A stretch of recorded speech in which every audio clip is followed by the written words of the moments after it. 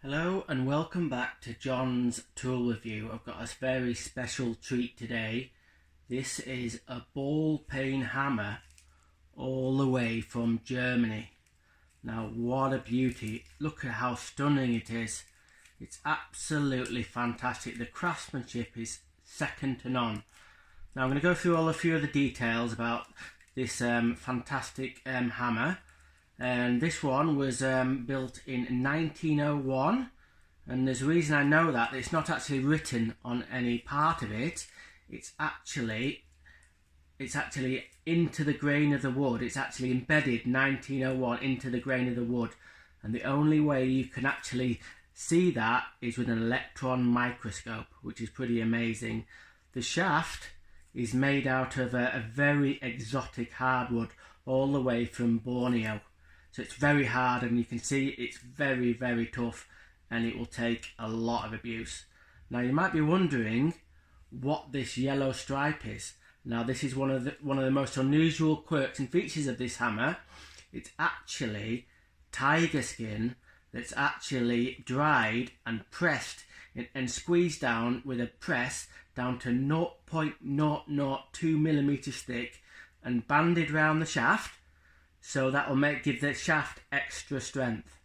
So then the head is a hardened steel, and to get it to look like this, it's about 15 different steps with chemical treatment to get it to look like this. What a fantastic patination on that. Now this is a ball peen hammer, so I know you're wondering, what does that mean? What's the ball and what's the peen? So let's go through it. This is the ball. And the reason it's called the ball is because if you're hammering something and you hit your thumb, it will be a bit of a ball ache, but not too bad. So the other end is called the peen. And if you hit your thumb with the peen end, that is going to hurt, hence the peen. So there we go. And some other things to know about this is actually it's got a bit of a dark secret. But before I go into that, let's backtrack a bit to tell you more about where this was made. Obviously, I've told you at the start this was made in Germany, and this is going to come a bit into it later. This was made just outside Stuttgart, and it was made in an underground laboratory. You know, the guys with the white coats, and it was very, there was no dust allowed in the manufacturing process, and it was all very, very high tech, and you can tell just by the look of it, amazing.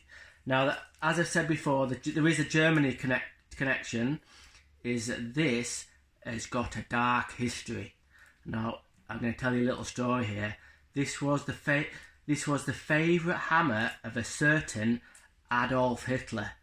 Now then, when he was in his control rooms, or what we call them, operation rooms, and he was kind of trying to organise his next blitzkrieg, and it wasn't going well, he used to pick up a hammer just like this, and then he used to run around and smash things up.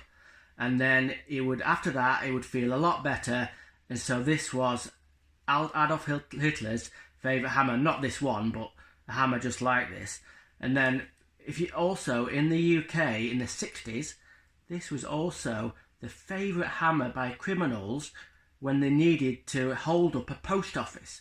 So this is what they used when they needed to hold up a post office, and they'd run in with this hammer and frighten the life out of the people behind the counter. That's quite a scary thought, isn't it?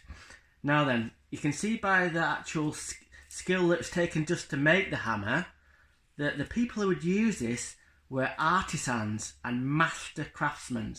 So, another interesting fact is that 90% of St. Paul's Cathedral in London was built using a hammer just like this. Absolutely amazing, and it's a very rare item. I'm very lucky to have it.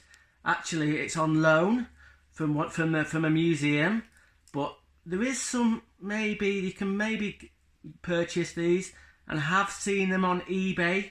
The prices are going up, so you can still get them. I've seen one up recently for, amazingly, I can't believe it really, £1.50. Incredible. There you go, that is an amazing hammer.